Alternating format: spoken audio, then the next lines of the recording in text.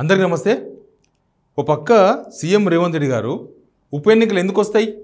అంతకుముందు బీఆర్ఎస్లో చేరిన ఎమ్మెల్యేలు మంత్రులు అయితే ఉప ఎన్నికలు వచ్చినాయా అంటే అప్పుడు అదే జడ్జీలు, అదే సుప్రీంకోర్టు, అదే హైకోర్టు ఉంది, అప్పుడు రాని ఎలక్షన్ ఇప్పుడు ఎందుకు వస్తాయి అని మాట్లాడేసిండు. నిజానికి అప్పుడున్న సిచ్యువేషన్ వేరు, ఇప్పుడున్న సిచ్యువేషన్ వేరు. ఎందుకంటే అప్పుడు 2/3 జైన్ అయ్యారు, ఇక్కడ జైన్ కాలేదు. రెండు డిఫరెన్స్ ఉందనేది కామన్. కానీ ఎవరైతే పార్టీ మారిన ఎమ్మెల్యేలు ఉన్నారో వాళ్ళు అప్పుడే స్టార్ట్ చేసిండ్రు. వాళ్ళు చెక్కుడు స్టార్ట్ చేసిండ్రు. రేవంత్ రెడ్డికి చెక్కుడు. రేవంత్ రెడ్డి జిల్లాకు పోతే ఒక సీనియర్ ఎమ్మెల్యే హ్యాండ్ ఇచ్చి పడేసిండు. ఇంకో సీనియర్ ఎమ్మెల్సీ సొంత పార్టీ కాంగ్రెస్ ఎమ్మెల్సీ ఆయనలో ఉన్న అసంతృప్తిని వెళ్ళగక్కిండు. కరీంనగర్ పోయిండు కదా రేవంత్ రెడ్డి గారు. ఎమ్మెల్సీ జీవన్ రెడ్డి ఏం చేసినా చూస్తారా? పోచారం శ్రీనివాస్ రెడ్డి ఏం చేసినా చూస్తారా? అవన్నీ చూసే కన్నా ముందు ఈ వీడియో చూస్తున్నందుకు మీకు అందరికీ కృతజ్ఞతలు. కింద ఉన్న సబ్స్క్రైబ్ బటన్ నొక్కండి, సిగ్నల్ టీవీకి మద్దతు తెలపండి. మీరు ఒక్క సబ్స్క్రైబ్ ఒక 1000 ఏనుగుల బలం అది. కాబట్టి మీరు సబ్స్క్రైబ్ చేసుకోండి కోరుతున్నా. వీలైతే వీడియోని షేర్ కూడా చేయండి. ఇక జీవన్ రెడ్డి ఏం చేసినా చూద్దాం. ఆయన Narender Reddy MLC candidate, graduate కూడా కాంగ్రెస్, ఆయనకు మద్దతుగా ప్రచారానికి పోయింది రేవంత్ రెడ్డి. ఆడ ఏం జరిగిందో ఒకసారి చూడండి.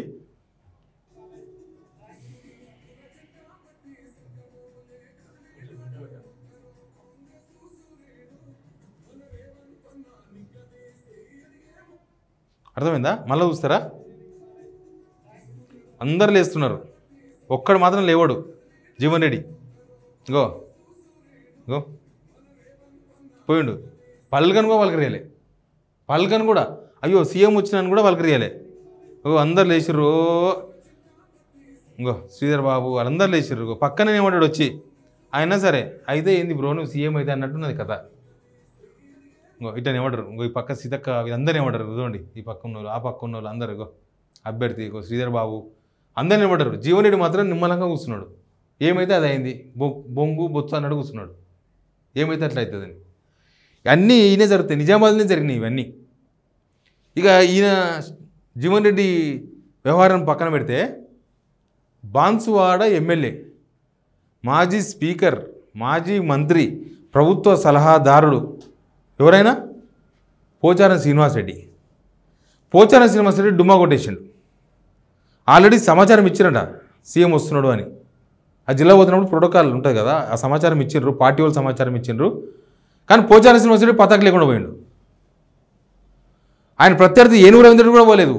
ఏనుగు రవీంద్ర రెడ్డి అంటే కాంగ్రెస్ పోటీ చేసి ఓడిపోయిండు. ఈయన బీఆర్ఎస్కి గెలిచి కాంగ్రెస్ పోయిండు. మొత్తం బాన్సువాడ మొత్తం ఆబ్సెంట్. లోకల్ బాడీ ఎలక్షన్ వచ్చింది. లోకల్ బాడీ ఎలక్షన్స్లో మరి ఆయన కూడా ఆయన పాలు ఉండాలి కదా. ఆయన కాంగ్రెస్ చేరిండు కదా పోయి. అదే ఏం జరిగి ఉండొచ్చు అసలు? ఎందుకు పోచారం శ్రీనివాసరెడ్డి గైరాజరైండి అనేది పెద్ద చర్చ ఇప్పుడు.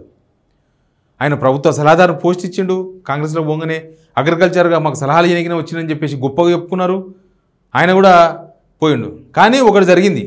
ఏం జరిగిందంటే పోచారం శ్రీనివాసరెడ్డి మళ్ళీ బీఆర్ఎస్ పోతాడనే చర్చ బాన్సువాడలో జరుగుతుంది. బాన్సువాడలో జరుగుతుంది. ఆయన ఉప ఎన్నిక వస్తే ఇప్పుడు ఈ పరిస్థితుల్లో ఉప ఎన్నిక ఫేస్ చేయడానికి ఆయన రెడీగా లేడు. ఎందుకు రెడీగా లేడంటే ఆయనకు తెలుసు బాగా. ఆయన 7 సార్లు ఎమ్మెల్యే బాన్సువాడ నుంచి, 7 సార్లు. చంద్రబాబు నాయుడు క్యాబినెట్లో పనిచేసిండు, కేసీఆర్ క్యాబినెట్లో పనిచేసిండు మంత్రిగా. ఆయనకు రాజకీయాలు తెలుసు, వ్యవహారాలు తెలుసు, మొత్తం తెలుసు. ఇప్పుడు బాన్సువాడలో ఏం జరుగుతుందో కూడా తెలుసు. బీఆర్ఎస్ వాళ్ళు ఎంబడలేరు, కాంగ్రెస్ వాళ్ళు ఎంబడరారు. కాంగ్రెస్ వాళ్ళు మొత్తం ఏనుగు రవీంద్ర రెడ్డి ఎంబడున్నారు. బీఆర్ఎస్ వాళ్ళు పగుతో ఉన్నారు. ఇంకా పోచారం శ్రీనివాసరెడ్డిని ఖచ్చితంగా ఓడగొట్టాలి, పార్టీ మారిండు కదా అని ఖచ్చితంగా ఉన్నారు.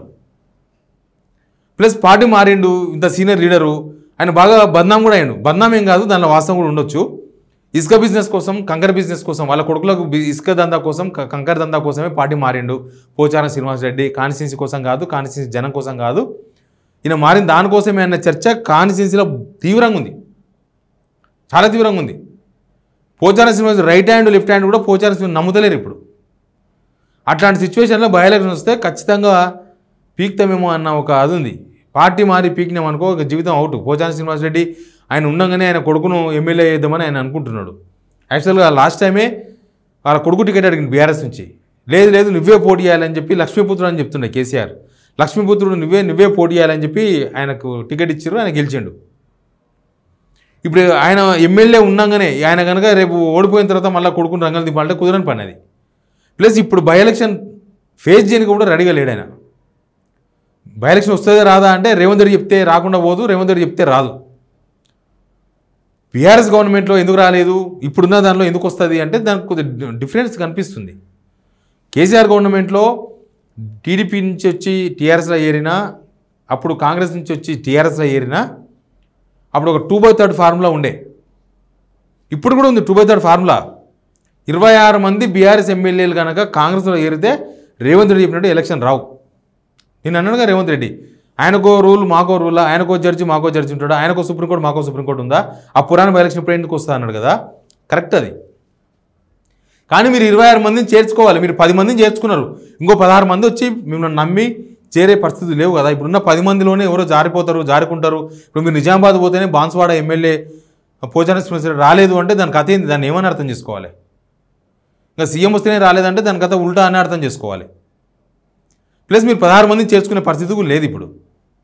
ప్లస్ సుప్రీంకోర్టులో బాగా హియరింగ్స్ నడుస్తున్నాయి. 4వ తారీఖు నాడు ఉంది, మళ్ళీ మార్చి 4వ తారీఖు నాడు హియరింగ్ ఉంది.